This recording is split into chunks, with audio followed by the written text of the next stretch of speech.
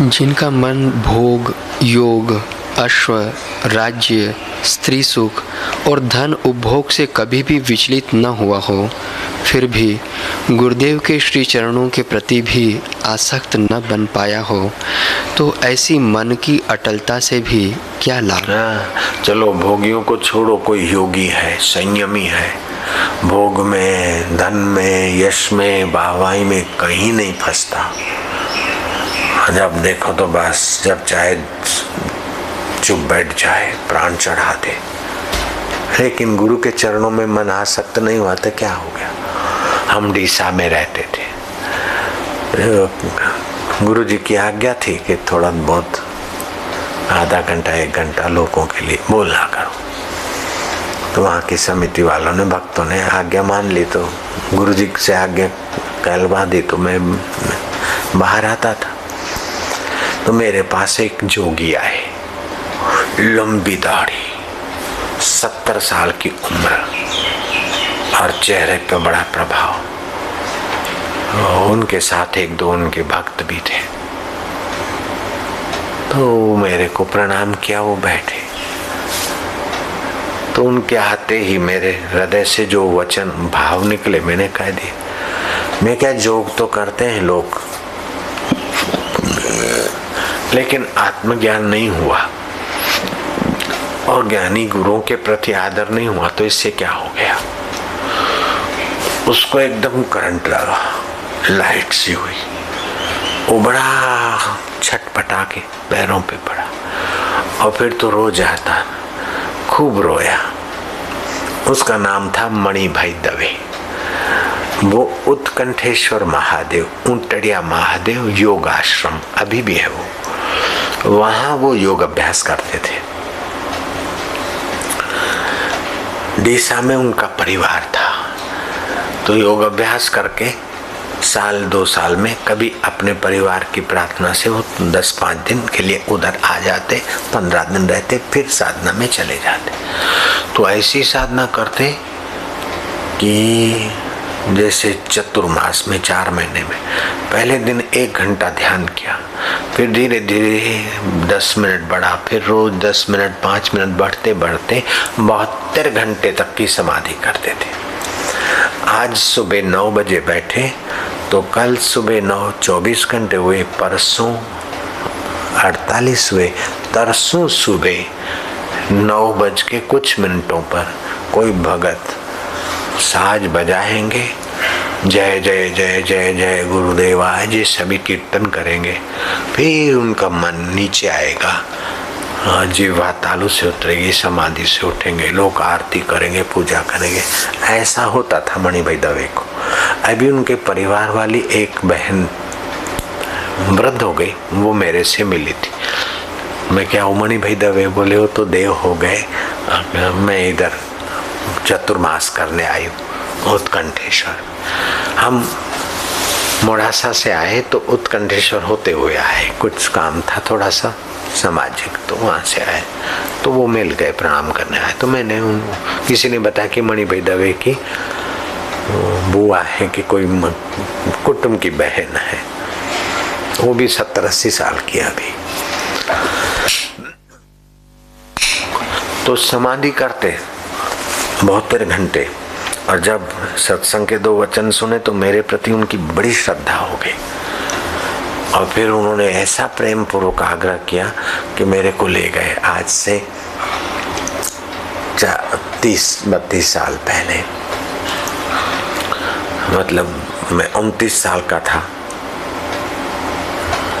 उन दिनों की बात है, 28 साल का। उन मेरे को उत्कंठेश्वर महादेव ले गए और बड़ा आदर से मेरा निवास रखा और रोज मिलते जुलते थे। मेरे को भी एकांत मिल गए तो मैं भी थोड़ा और साधन कर दिया, तो मैं उड़ने तक का थोड़ा एहसास होने लगा। फिर देखा कि आकाश में उड़ गए योगी बन के, तो क्या मिला उनको। एक बार समाधि में से उठे, जैसे 2 घंटे की क्या 5 घंटे की 10 घंटे की, ऐसे हर साल ऐसे 72 घंटे की करते थे। कभी साल में, कभी 2 साल में वो अपना ये प्रयोग करते थे। बाकी 2-4 घंटे तो रोज उनका, सुबह 1-2 घंटा, दोपहर को 1-2 घंटा, शाम को 1-2 घंटा समाधि में बैठना तो उनका स्वाभाविक था। तो एक बार वो बैठे तो उम्र हो गई जब 70, 72, 74 ऐसा, तो उनको लकवा मार गया बायां अंग। ध्यान में से उठे तो बैठ बैठ के भी नाड़ी दब गई और वायु था शरीर में जो भी था, तो लकवा मार गया। मेरे को बताया कि बापूजी बड़ा श्रद्धा से मेरे को मानते थे, बहुत प्रेम से मानते थे। मेरे गोद में सिर रखकर कभी कभी तो भाव में आकर रोते थे कि अब तो जरा दिया जगा दो हमारा, ऐसा कर बड़ा स्नेह करते थे। अब मैं बोलूं मैंने ये कर दिया वो कर दिया, ऐसा नहीं। जो कुछ भगवान करवाते हैं, जो कुछ होता है ईश्वर का ही है। तो उन्होंने मेरे को बताया कि बापूजी मणि भाई दवे उत्कंठेश्वर योग आश्रम में हम भी रहते थे उस समय नहीं, लेकिन एक बार फिर वो जब दिशा में आए तो मेरे को बताया कि मैं ध्यान में से फलाने समय में ध्यान में से उठा तो लकवा हो गया था। तो मैं तो चिंतित हुआ कि अब क्या करूं, किसको बुलाऊं। तो अंतर प्रेरणा हुई और मैंने ये हाथ उठाकर दाया ठीक हो जाए, तो बापूजी ठीक हो गया, मैं खड़ा हो गया, अभी कुछ भी नहीं है। मैंने कहा ये तो आप अपने को ठीक कर दे, लेकिन योग में आगे बढ़े तो अपना शरीर गधे के रूप में, देवता के रूप में, किसी भी रूप में आप बन भी सकते हैं। अभी भी गिरनार में ऐसे योगी हैं, मैं शेर के रूप में बन जाऊं, शेर का चिंतन करते, फिर शेर के रूप में गिरनार के जंगलों में विचरण करते और फॉरेस्ट ऑफिसर को कहलवा देते कि भाई देखो कहीं तुम शिकार खेलने कोई आदमी आए तो देखना जिस शेर के हाथ में लोहे का पंजे में कड़ा हो वो शेर नहीं, पशु नहीं है, हम जोगी लोग हैं, जरा ख्याल रखना। तो ऐसे भी लोग हैं, शेर का चिंतन करने से शेर बन जाते हैं। दैत्यों में भी ऐसी क्षमताएं होती है। जैसे शूर्पणखा थी तो रावण की बहन, लेकिन सुंदर घराने की सुंदरी बन गई। पूतना थी तो बड़ी सुंदरी बन गई, तंबूरे पे गाना गाने वाले थी तो राक्षसी। तो इतनी मन की एकाग्रता हो गई, लेकिन गुरु तत्व में, गुरु के अनुभव में नहीं यात्रा किया तो शूर्पणखा होकर क्या कर लिया, पूतना होकर भी क्या कर लिया। बड़े तुम दानवीर हो, युग युगांतर में तुम्हारी कीर्ति गा जाए, इतने तुम कर्ण जैसे दाता हो। लेकिन कर्ण जिनकी प्रशंसा श्री कृष्ण करते हैं, अर्जुन को बोलते कर्ण जैसा दानी इस वक्त धरती पे नहीं है। तुम्हारे युधिष्ठिर भैया दानी है, लेकिन कर्ण तो गजब के हैं। ब्राह्मण वेश धारण करके गए युधिष्ठिर के पास कुछ श्री कृष्ण की प्रेरणा से, क्या मैं क्या चाहिए ब्राह्मण देवता? बोले हमें चंदन चाहिए, इतने मन। बोले अच्छा तो कल पहुंच जाएगा। बोले आज मिल जाए तो अच्छा है। बोले अब शाम हो गई है, मैं प्रयत्न करूंगा कल सुबह तुमको चंदन मिल जाएगा। फिर वही ब्राह्मण कर्ण के पास गए तो इतने मन चंदन चाहिए। तो कर्ण ने कहा कि अब आपको आज ही चाहिए? बोले हाँ। तो अपना जो दरवाजे थे और घर का फर्नीचर था वो तोड़ के बोले ले लो, क्या पता कल हमारा शरीर रहे कि न रहे, ले जाओ। तो कृष्ण ने बताया कि देखो कर्ण के पास फर्नीचर था, तोड़ के दे दिए दरवाजे, और तेरे भाई के पास तो उससे भी ज्यादा था, फिर भी कल पर ही रखा। तो कर्ण ज्यादा बहादुर है दान करने में। फिर कृष्ण ने और परीक्षा लेके दिखाया। कर्ण जब घायल दशा में पड़ा था सम्रांगण में, ब्राह्मण वेश में गए, कर्ण तुम दानवीर हो, अब तो तुम नहीं कर सकते हो दान। बोले क्या चाहिए? बोले बस रत्ती भर सोना मिल जाए तो अच्छा है। कर्ण ने कहा मेरे दांत में सोना लगा है, ठहरो। वो पत्थर लेके अपने दांत तोड़ा। बोले ले जाओ कृपा करके। परीक्षा लेनी थी श्री कृष्ण को। बोले छी, ब्राह्मणों को थूक वाला सोना देते, झूठा, हम नहीं लेते। बोले कृपा करो, रुको, मैं तुम्हें पवित्र करके देता हूँ। उस कर्ण, घायल कर्ण रेंगता रेंगता पानी की जगह पर आया पानी से वो सोना धोकर बोले पानी से विशुद्ध माना जाता है, इतना तो लेके जाओ। कैसा दानवीर करण। लेकिन आत्मज्ञान नहीं हुआ तो तथा किम स्वर्ग में गया, दाताओं में करण ठीक, लेकिन दाता जिससे दाता है और मंगता जिससे मंगता है, कृष्ण जिससे कृष्ण है और राम जिससे राम है और कीड़ी जिससे कीड़ी है, कुंजर जिससे कुंजर है, उस करुणानिधि का परमेश्वर का अनुभव नहीं हुआ तो आखिर क्या। आद्य शंकराचार्य कहते ततः किम। जिनका मन वन या अपने विशाल भवन में, अपने कार्य या शरीर में तथा अमूल्य भंडार में आसक्त न हो, पर गुरुदेव के श्री चरणों में भी यदि वह मन आसक्त न हो पाए तो उसकी सारी अनासक्तियों से भी क्या लाभ।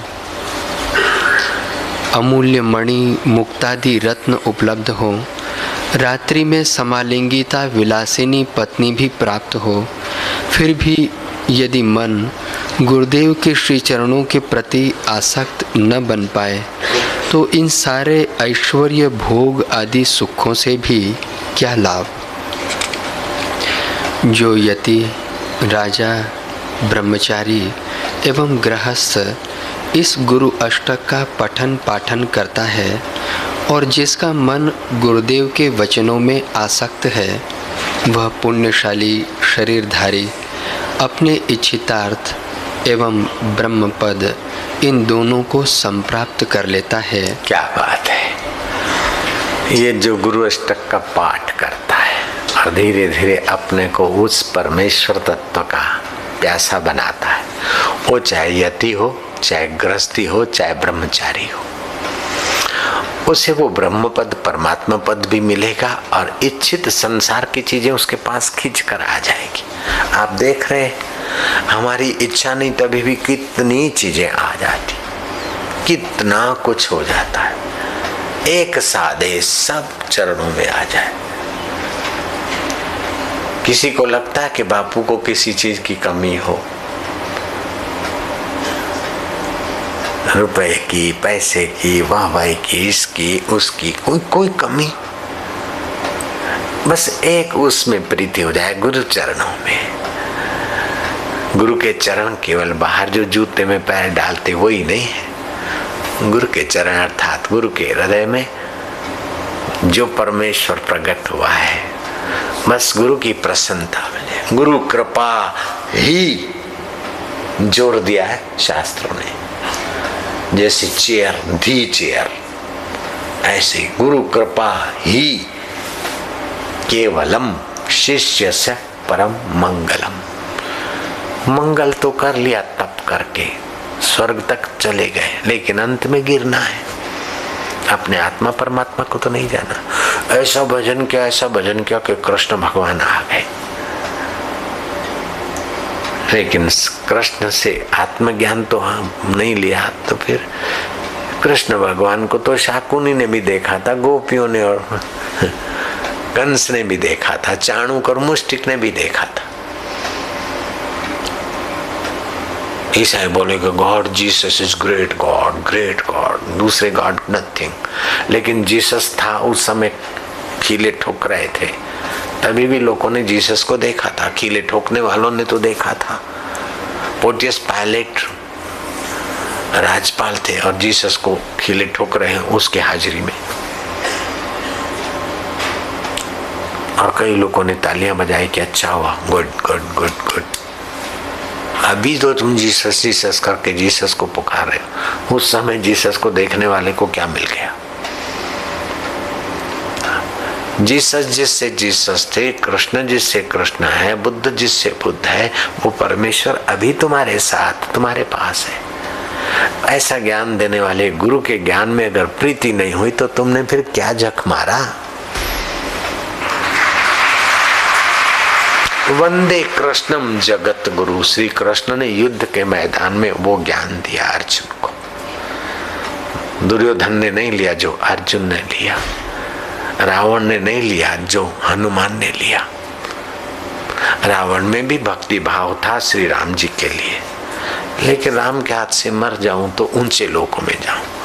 लेकिन हनुमान ने ये नहीं सोचा कि श्री राम के हाथ से मर जाऊं, ऊंची गति हो जाए, ये मिल जाए। नहीं, श्री राम के चरणों में प्रीति है हनुमान की, इसलिए हनुमान जी को राम तत्व का साक्षात्कार। श्री कृष्ण के चरणों में प्रीति है अर्जुन की, इसलिए श्री कृष्ण का चरणोदक तत्व ज्ञान प्रसाद अर्जुन को पचा।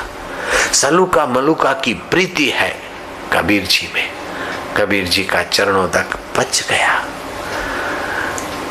तोतापुरी गुरु के चरणों में प्रीति रही रामकृष्ण की, कहां तो काली माता के दर्शन, और उससे भी आगे बढ़कर गुरु के चरणों में प्रीति करना कितनी ऊंची समझ है। तुलसी हरि गुरु कृपा बिना विमल विवेक न होई। हम तो भगवान शिव को मानते, पहले काली को मानते थे, फिर शिव को, फिर राम जी को, कृष्ण जी को, सभी देवों को मानते थे। गीता का पाठ करते, पूरी होती तो भोग लगाते, एकादशी के व्रत करते, यात्रा करते, क्या क्या करते और क्या क्या अनुभव भी होते। लेकिन जब तक हमारे सदगुरु के चरणों में प्रीति नहीं जगी तब तक ठीक है, थोड़ा बहुत मिलता। जब सतगुरु के चरणों में प्रीति ने जोर किया तो सतगुरु जी का हृदय भी ऐसा छलका कि काम बन गया। ऐसे ही सतगुरु तो दयालु होते हैं, लेकिन अपने सत्कर्मों से, सच्चाई से गुरु जी विशेष हम पर कृपा करते। जो गुरु के आगे कूड़ कपट चालाकी करके मीठे होने जाते, उनको पता ही नहीं कि मीठे होने की जगह पर तुम अपनी बेईमानी के कारण अपना विनाश कर रहे हो। जितना गुरु से सच्चाई से पेश आएगा उतना ही गुरु के चरणों के नजीक पहुंचेगा। तुलसी हरि गुरु करुणा बिना विमल विवेक न होई। गुरु के हृदय में करुणा छलके। मेरे पर तो भाई क्या क्या गुरु की कृपा करुणा ने क्या क्या अनुभव कराए, वाणी नहीं जाती।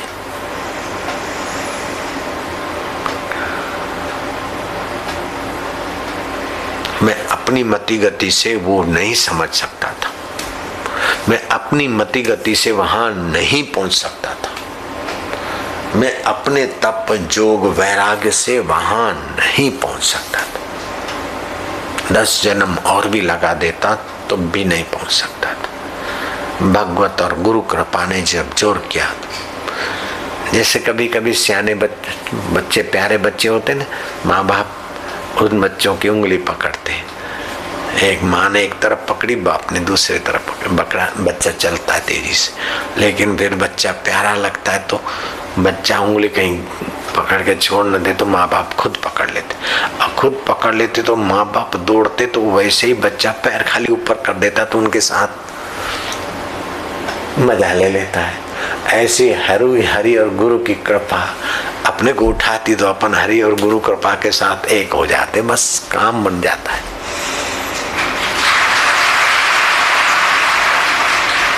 वो बच्चा तो फिर धरती पे आता है, धीरे धीरे प्रैक्टिस करता है, तब चल पड़ता है।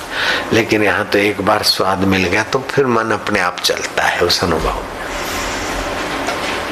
एक बार ज्ञान हो जाए फिर अज्ञान नहीं होता। तो फिर एक बार साक्षात्कार करा दे गुरु जी, फिर गुरु जी को माने न माने, भगवान को माने न माने तो क्या फर्क पड़ता है। ऐसी नियत है तो वो गुरु की कृपा आएगी ही नहीं। नियत नेक तो मुराद हासिल। तो एक बार गुरु कृपा पा ले, फिर भगवान की और गुरु की क्या परवाह है। तो ऐसा गुरु कृपा पाने के लिए फिर सच्चे हृदय से तो तत्परता नहीं होगी, बेईमानी से करोगे। हाँ, बेईमानी से करोगे तो अंतःकरण मलिन रहेगा।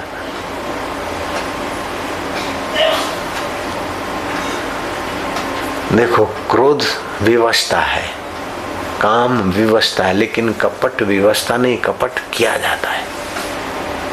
राजे महाराजे सभी समझ ले, जिनको बोलता हूं सुन ले, सुन रहे हैं। कपट किया जाता है। तो काम का, क्रोध का, लोभ का, मोह का, ये तो विवशता है, उसकी तो क्षमा मिल जाती। लेकिन कपट करता कोई ले डूबता है।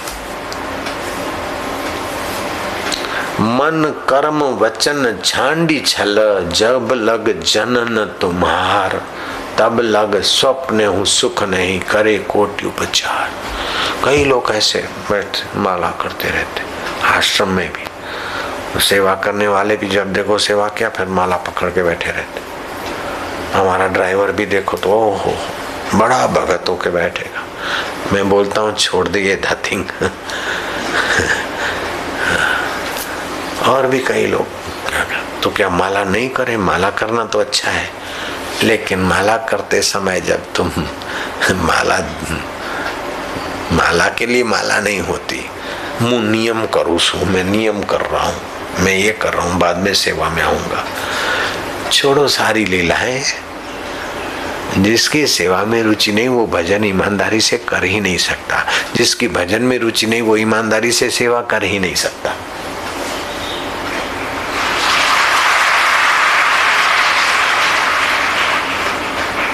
जिसमें सच्चाई नहीं है वो सत्य के रास्ते चल ही नहीं सकता। तो कुछ ऐसे सिद्धांत है कि तो 1 मिनट में पता चल जाता कि आदमी इस जन्म के काबिल है कि 2 जन्म के 5 जन्म के काबिल है। बाकी तो आत्मज्ञानी महापुरुषों के द्वार का कुत्ता होने में भी फायदा होता है। गाय और घोड़ा होकर भी गुरु के द्वार पे रहने को मिले तो सौभाग्य है। तो मनुष्य होकर रहते तो वो तो लाभ तो होता ही है, लेकिन पूर्ण लाभ तो नानक कहते पूरा गुरु आराध्य पूरा जाका नाम, नानक पूरा पाइए पूरे के गुण का। गुरुदेव को पूरा आराध्य, थोड़ा गुरु को थोड़ा इधर थोड़ा इधर थोड़ा इधर थोड़ा इधर। आदमी कार चलाना चाहता है लेकिन स्टीयरिंग तो ऑफिस में पड़ा है और उसका व्हील गैरेज में पड़ा है और इंजन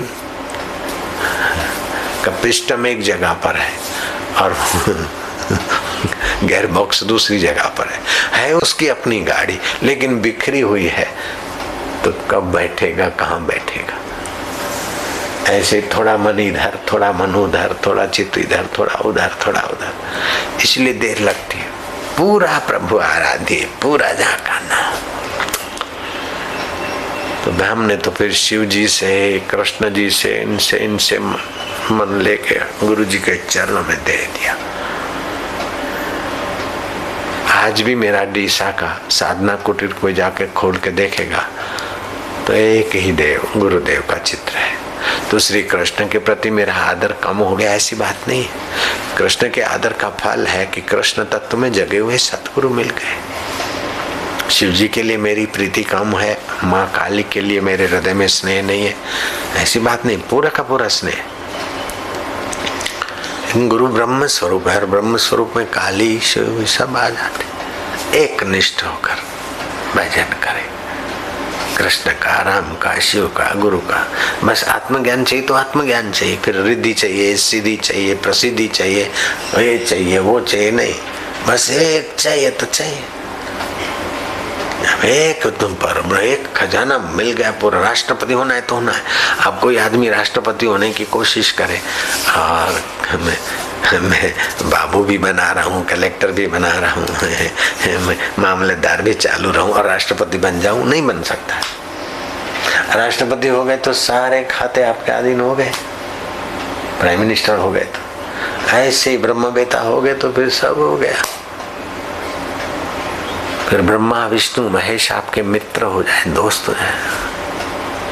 कई लोग लाते तीर्थों का जल, बापू जी ये यहाँ का है, ये अमरनाथ का है, ले ले। मैं कहा ठीक है ले जा।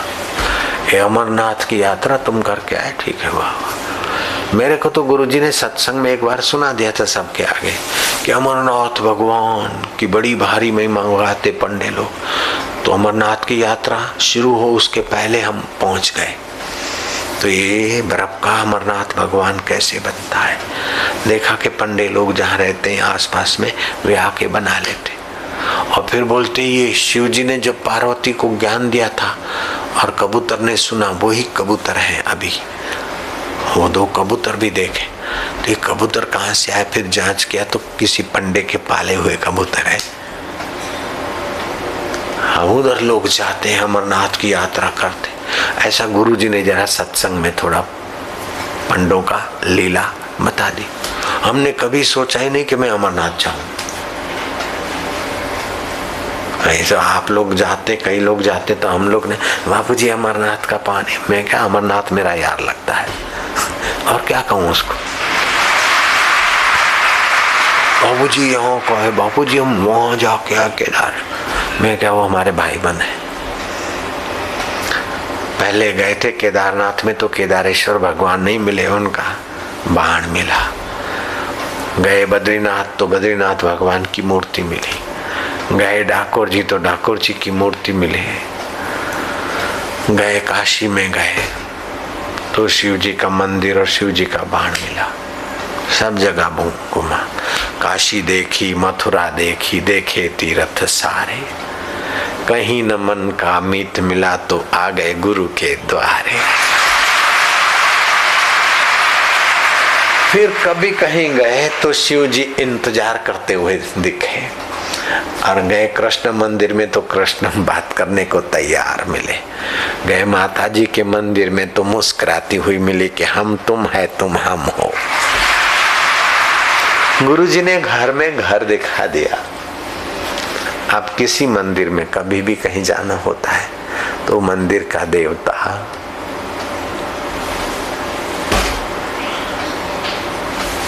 वहां वाणी नहीं जाती, कुछ भी बोलेंगे तो नहीं समझ में आएगा।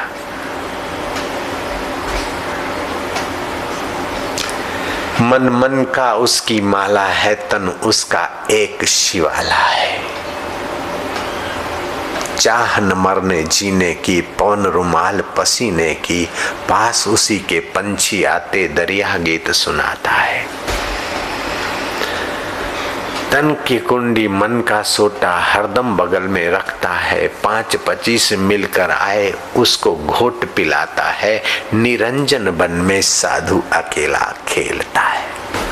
जहाँ इंद्रियां न जाए वो निरंजन आत्मा साधु अकेला मस्त रहता है।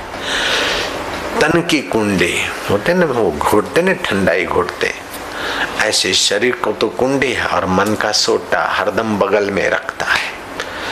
तन की कुंडी मन का सोटा हरदम बगल में रखता है। 5-25 मिलकर आए उनको घोट पिलाता है।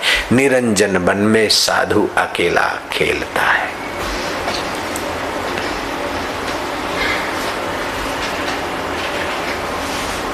अंजन माना इंद्रियां, जहाँ इंद्रियां नहीं पहुंचती उस आत्मा अनुभव में साधु खेलता है। और शरीर के कुंडे को और मन के सोटे को अपने बगल में रखता है। बताओ कैसा होगा साधु? अपने शरीर को और मन को अपने बगल में रखता है। वो कैसी होगी बगल उनकी?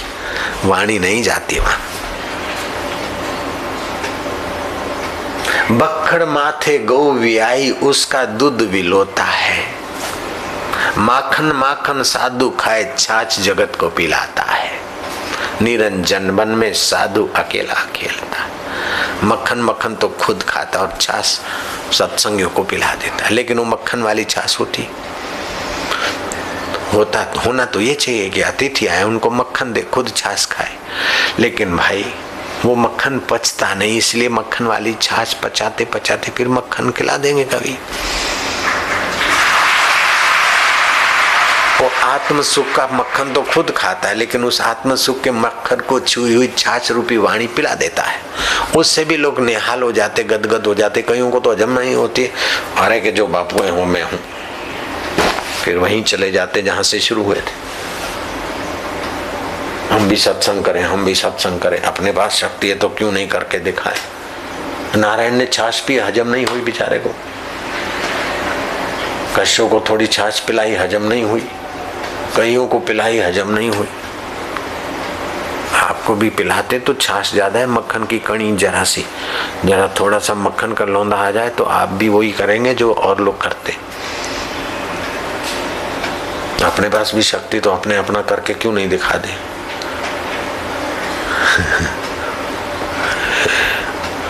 सिंहण का दूध है ये।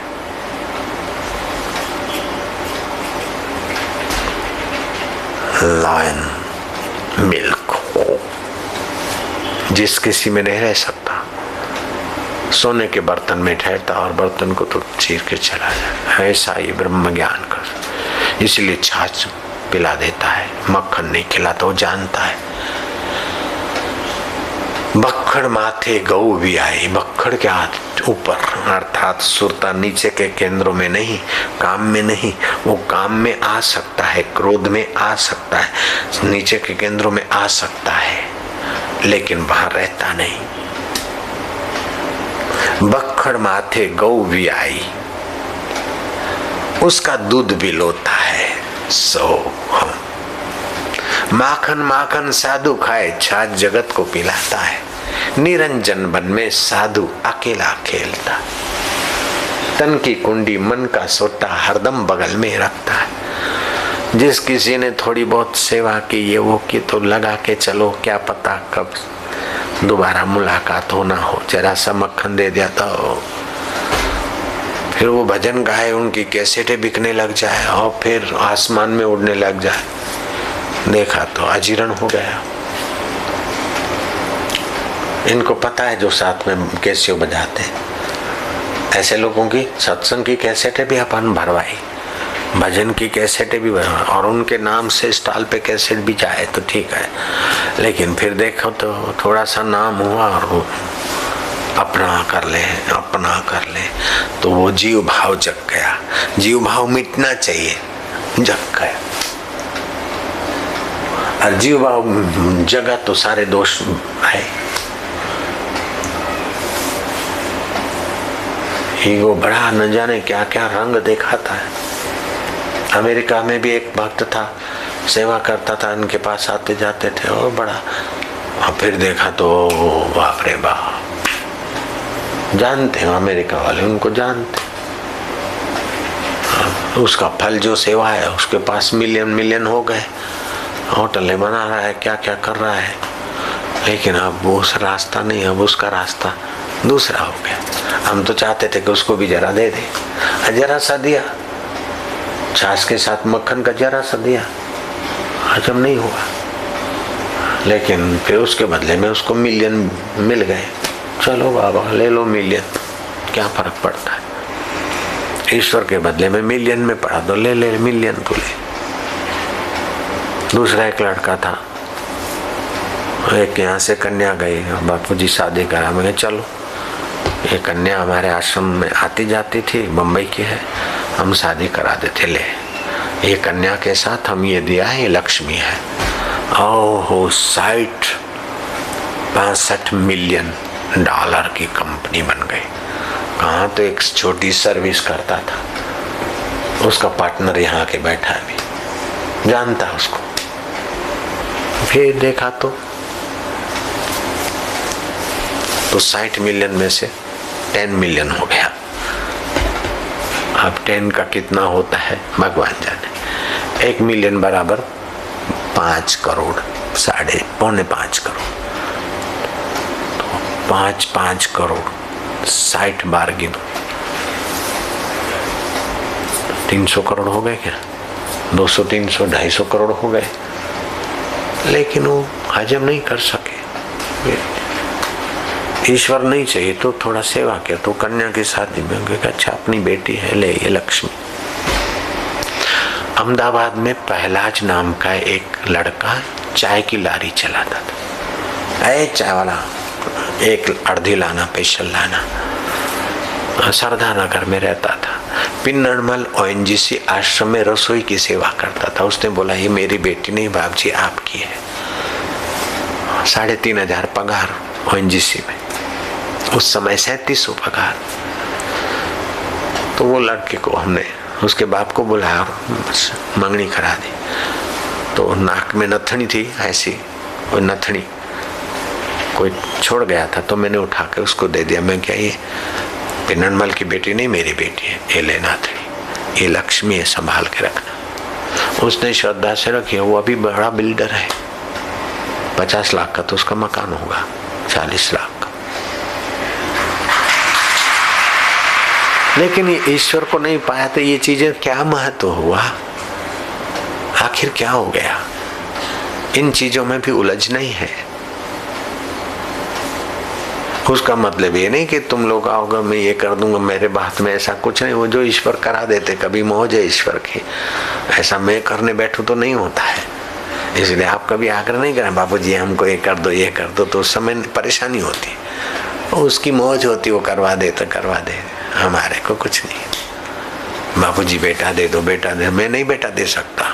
3-4 शिविर भरो, उसकी मौज आती है। तो फिर कल भी आए थे कि बापूजी जन्माष्टमी को जो प्रसाद दिया था ये बेटा हो गया, 16 साल के बाद हो गया, 18 साल के बाद, 15 साल के बाद आया। ऐसे कई लोग आते, लेकिन वो परमात्मा अनुभव के आगे ये सब कुछ भी नहीं है, कुछ भी नहीं, आदू मिर्च भी नहीं है। ब्रह्म ज्ञान के आगे क्या है?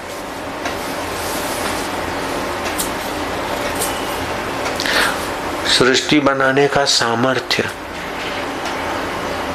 मक्काई बना दी अपनी, नारियल बना दिया अपने योग बल से विश्वामित्र ने, लेकिन आत्मज्ञान में रुचि नहीं। तो ततः किम विश्वामित्र के इतना करने पर भी वशिष्ठ जी ऊंचे साबित हुए और विश्वामित्र उनके चरणों में सिर झुकाए, तभी उनका कहीं कल्याण हुआ। विलासी राजा थे और फिर लग गए तो ऐसे महान आत्मा, महान संत बने कि श्री राम और लक्ष्मण उनकी पैर चंपी करते थे विश्वामित्र की। विश्वामित्र कोई कम नहीं है, हमसे तो बहुत ऊंचे, हमारा तो अभी भी उनको प्रणाम है, हम उनका अनादर नहीं करते। पाणिनि मुनि को उन्होंने आशीर्वाद दे दिया। पाणिनि मुनि ने ग्रंथ बनाया, विश्वामित्र शब्द का अर्थ, बोले जो विश्व का मित्र है वो विश्वामित्र है, ऐसी व्याख्या कर दी। विश्वामित्र को पता चला, बोले तुम्हारा व्याकरण अमर होगा बेटे। पाणिनि मुनि का व्याकरण अमर हो गया, अभी तक वो चलता है। जहां तक मैंने कथाओं से सुना है, पंडित नेहरू ने भी पाणिनि मुनि के व्याकरण की प्रशंसा की। जो विश्व का मित्र है उसका नाम विश्वामित्र है। विश्वामित्र के कान बात आई, बोले मैंने ये सुना है, फिर हो सकता है कि मेरे सुनने में प्रमाद हो और किसी पाणिनि की जगह पे और किसी का नाम हो, लेकिन जहां तक है कि ऐसे ही।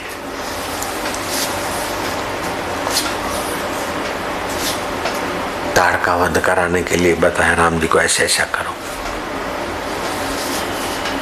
तो विश्वामित्र इतने ऊंचे, फिर भी ब्रह्म ज्ञान के आगे विश्वामित्र को सिर झुकाना पड़ा। दिक बलम क्षत्रिय बलम, मैं क्षत्रिय होकर अपना बल दिखा रहा था। राजा में से साधु बने, लेकिन क्षत्रिय बल से ऐसा होना चाहता था। दिक बलम क्षत्रिय बलम ब्रह्म बलम ही बलम। वो ब्रह्म ज्ञान अगर नहीं हुआ तो आखिर क्या? तथा किम तथा किम, क्या गजब किया है आदि शंकराचार्य ने, और क्या वरदान दे रखा है कि इस गुरु अष्टक का जो पाठ करेगा, चाहे वो जति हो, चाहे जोगी हो, चाहे संसारी हो, उसको इच्छित भी मिलेगा और ब्रह्म ज्ञान भी पाएगा देर समय। मंगल प्रभात और सातम का दिन, तापी का तट और शंकराचार्य भगवान का वरदान, जो अपना ये शरीर कहीं रखकर राजा के शरीर में प्रवेश होकर शास्त्रार्थ में गृहस्थी जीवन का अनुभव बताना पड़ेगा, तो वो उसमें गए। वेद वेदांत के जानकर आद्य शंकराचार्य कोई आम साधु नहीं थे, बड़े ऊंचे बड़े संत, शिरोमणि शिरोमणि शिरोमणि, ऐसे शंकराचार्य थे। बद्री का आश्रम उन्होंने बनाया। एक बार बद्री का आश्रम में एक ब्राह्मण आया, सेवकों से पूछा कि क्या है? जोशीमठ बद्री का आश्रम।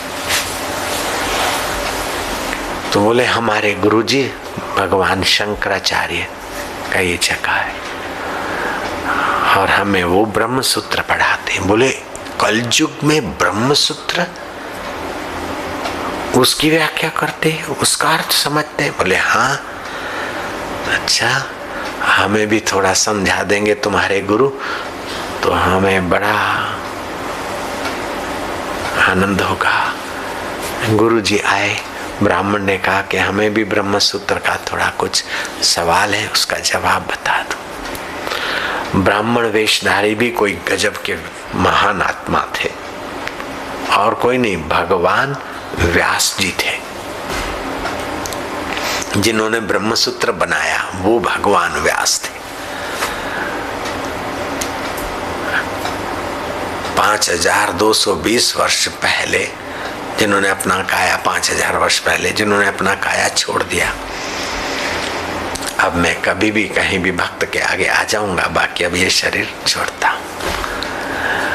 और 2500 वर्ष के बाद उसके बीच कहीं भी प्रकट हुए होंगे। मेरे पास तो उन महापुरुषों का रजिस्टर तो नहीं होता, उनकी गति वही जाने। ये घटना मैंने शास्त्रीय ढंग से सुनी कि वो शंकराचार्य के आगे व्यास जी प्रकट हुए ब्राह्मण रूप में कि मेरे को ब्रह्मसूत्र के विषय में थोड़ा शंका, समाधान पूछिए। ब्राह्मण पूछा तो उत्तर दिया, उस उत्तर में से और प्रश्न उठा, वो पूछा, उत्तर दिया। लेकिन ऐसे ऐसे प्रश्न पूछते हैं कि वो उत्तर देने वाले भगवान शंकराचार्य, भगवत तत्व का अनुभव करने वाले, नाराज नहीं होते, उन्हें भी खुशी हो रही है। 7 दिन प्रश्न उत्तर चला और वो व्यास भगवान ब्राह्मण रूप में संतुष्ट हुए कि आपसे मुझे ब्रह्मसूत्र का उत्तर ठीक से मिल गया, आप ठीक ब्रह्मसूत्र समझे हैं, मैं आप पर प्रसन्न हूं। ब्राह्मण ने आशीर्वाद देते हुए, हाथ यूं करते हुए अपना व्यास का रूप प्रकट कर दिया। शंकराचार्य ने सिर झुका दिया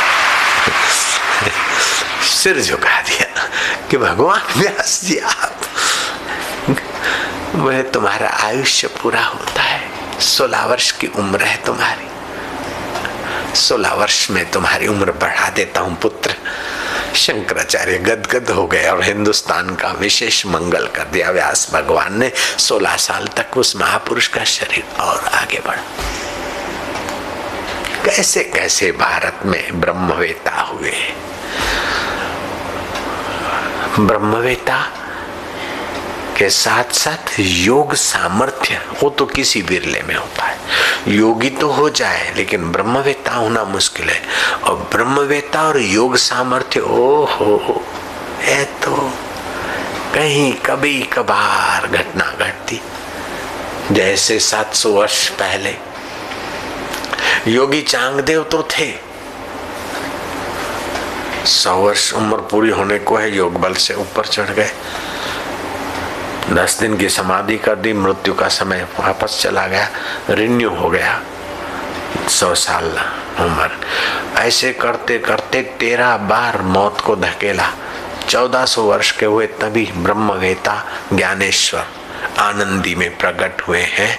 अब उनसे ज्ञान लेने गए तो वो ज्ञानेश्वर योगी भी हैं और ज्ञानी भी। चांगदेव अकेले योगी, तो योगी रिद्धि सिद्धि दे सकता है। काली माता ने कहा ना अपने साधक को कि हम तुम्हें जगत का कुछ दे सकती हैं, रिद्धि सिद्धि दे सकती हैं, लेकिन आत्मज्ञान तो गुरु से मिलेगा।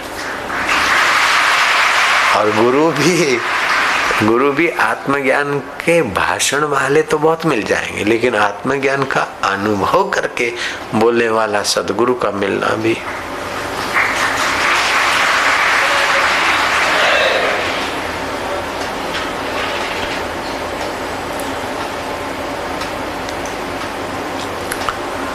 मैं तुमको प्रणाम नहीं किया, मैंने अपने गुरु के चरणों का सुमरण किया, उनको प्रणाम किया। तुम ऐसा मत समझना कि बाबूजी हमको प्रणाम कर रहे हैं, नहीं, मेरे गुरुदेव का सुमरण किया और उनके चरण जैसे सुमरण करके उनमें सिर झुकाया।